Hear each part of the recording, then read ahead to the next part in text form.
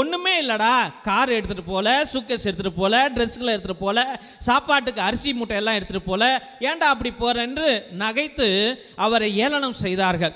அந்த சாமியார் என்ன சொன்னாரு, பரவாயில்ல, கடவுளை நான் தூக்கிட்டு போறேன் அப்படி என்று அந்த கிராமத்திற்கு போனார்.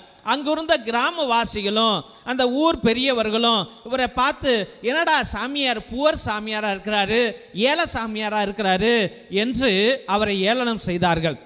அப்ப ஒண்ணுமே எடுத்துட்டு வராம இவர் எப்படி வாழ போறாரு என்று அவர்களும் இழிவாக பார்த்தார்கள். அந்த வேளையில அந்த சாமியார் ஒவ்வொரு நாளாக ஒவ்வொரு நோயாளியையும் பார்க்க செல்லுகின்றார்.